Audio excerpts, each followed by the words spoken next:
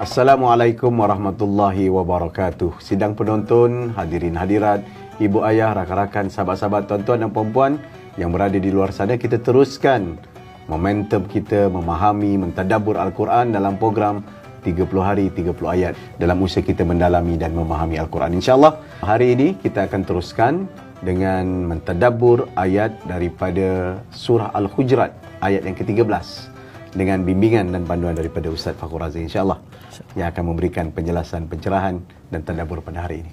Bismillahirrahmanirrahim.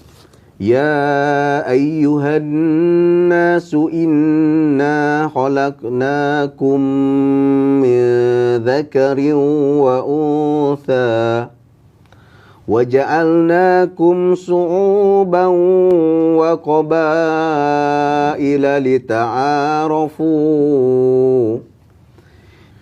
إِنَّ أَكْرَمَكُمْ عِندَ اللَّهِ أَتْقَاكُمْ إِنَّ اللَّهَ عَلِيمٌ خَبِيرٌ. Terjemahannya, wahai manusia, sesungguhnya kami telah menciptakan kamu dari seorang lelaki dan perempuan. Kemudian kami jadikan kamu berbangsa-bangsa dan bersuku-suku agar kamu saling mengenali. Sesungguhnya yang paling mulia di antara kamu di sisi Allah ialah orang yang paling bertakwa. Sungguh Allah Maha mengetahui lagi Maha teliti. Jadi Ustaz, ini ayat yang biasa. Dia minta atau dijelaskan kepada kita soal muafakat, kenal mengenal. Ini mungkin ada kandungan yang lebih mendalam. Bismillahirrahmanirrahim. Alhamdulillah Datuk Seri. Ayat ni sebenarnya di antara ayat yang membuatkan kita faham dalam Al-Quran ni ada dua tema utama. Dia ada beberapa kategori tema lah. Tapi dalam konteks ni ada dua tema utama. Satu tema kemanusiaan. Yang kedua tema keagamaan. Jadi ayat ini adalah ayat yang menjelaskan pada kita berkenaan dengan tema kemanusiaan. Tetapi dalam kita meraihkan tema kemanusiaan itu, mesti juga dipaksi dan berpaksikan kepada tema keagamaan. Begitu. Jadi diterangkan tentang bahawa memang Allah berkehendak menciptakan manusia ini ada lelaki ada perempuan. Di situ kena kepaham psikologi lelaki, psikologi perempuan. Dan bukan itu saja, ada kabilahnya, ada bangsanya, ada bahasanya, ada rupa kulitnya dan sebagainya. Itu semua adalah untuk saling mengenali. Begitu. Itu maksudnya apa? Bersengaja Allah menciptakan kepelbagaian dalam kehidupan manusia ini supaya manusia itu saling boleh mengenali. Dan di situ ada mujahadah, bagaimana untuk benar dalam kemanusiaan. Jadi dia ada kaedah. Para mursyid menyebutkan begini, benar tauhidmu dengan Allah, maka benar kemanusiaanmu dengan manusia yang lain. Kalau tauhidmu hanya menghuraikan, tapi kamu tidak memakai ketauhidan itu, maka kamu akan tempang dalam aspek kemanusiaan. Dia akan jadi terlajak ekstrim, dia akan jadi terlajak ekstrim syadid, ataupun dia akan jadi kerahiban, kependetaan, maknanya mengasihkan diri pada manusia untuk beribadah saja. Itu semua adalah lari daripada mi'yar ataupun kayu ukur Islam. Begitu. Jadi itu perkara yang pertama sekali. Tetapi jangan salah faham. Bila kita kata manusia itu ada sudut kesamarataan, maknanya al-musawah, maknanya aspek kemanusiaan itu kita kena memandang manusia itu sama rata. Itu dari sudut kemanusiaannya. Tidak bermaksud kita mengiktiraf agama manusia itu. Bila aspek manusia, maknanya dia ada hak sebagai manusia walaupun dia kafir. Dan aspek agama, kita agama yang benar, agama lain semua batil. Tapi perbezaan agama tidak menjadi lampu hijau untuk kita meremehkan manusia walaupun dia berpegang dengan agama yang lain. Jadi itu maksudnya kita menghormati orang tersebut atas kemanusiaan dia, bukan di atas agama dia. Kalau kita tak tahu, maknanya memperincikan, maknanya garis pemisah di antara dua perkara ini, maka akan berlaku keserabutan, membawakan peramalan agama kita mengundang ketidakharmonian dalam kehidupan. Ataupun kita terlampau muraikan kemanusiaan sehingga mengorbankan aspek agama.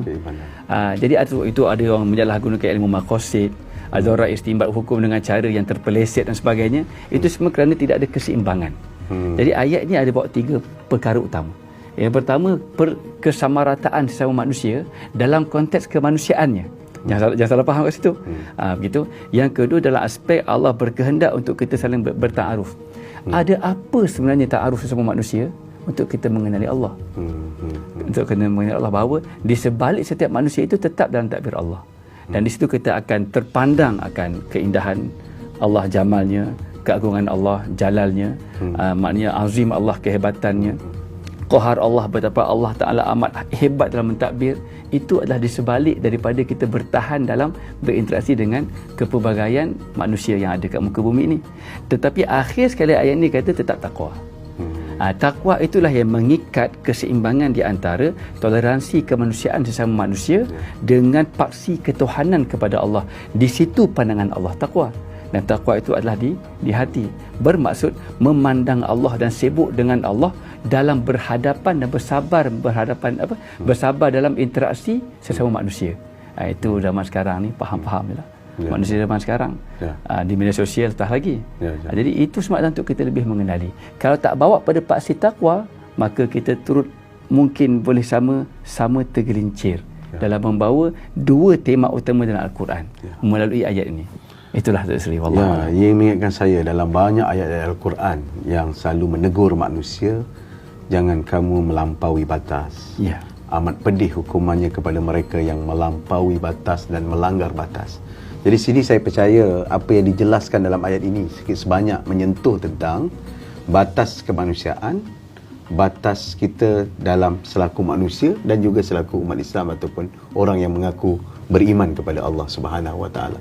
Jangan lepasi batas itu, dijaga dengan baik, insya-Allah dia akan lebih harmoni dan baik sebagaimana yang disebutkan untuk kenal mengenali antara sama lain. Batas itulah takwa. Amin. Batas adalah maknanya perincian daripada takwa itu. Dan Allah Ta'ala akhiri, Allah Ta'ala kata alimun khabir. Allah tahu dan Allah Ta'ala amat teliti. Di situ tersebut ada terjemahkan teliti kan, khabir. Kalau khabir ni satu terjemahan lagi adalah maha berpengalaman. Jadi Allah tahu semua dalam rancangan Allah. Jadi jangan benci. Jangan ada benci. Yang penting adalah toleransi. Jangan ada benci, yang penting toleransi. Itulah intipati ayat ni Datuk Seri, wallahu a'lam. Alhamdulillah, satu penjelasan yang menyeluruh yang mengajak kita untuk menjadi manusia yang syumul atau yang sempurna, insya-Allah, dengan menjaga hubungan dengan manusia dan juga menjaga hubungan dengan Allah, hablum minallah, dengan batasnya ataupun garisnya adalah iman kepada Allah Subhanahu Wa Taala. Dengan iman tu kita akan bertindak baik kepada manusia, dengan iman tu juga kita akan menjamin hubungan yang baik dan betul dengan Allah. 30 hari 30 ayat. Sekian, assalamualaikum warahmatullahi wabarakatuh. Waalaikumsalam.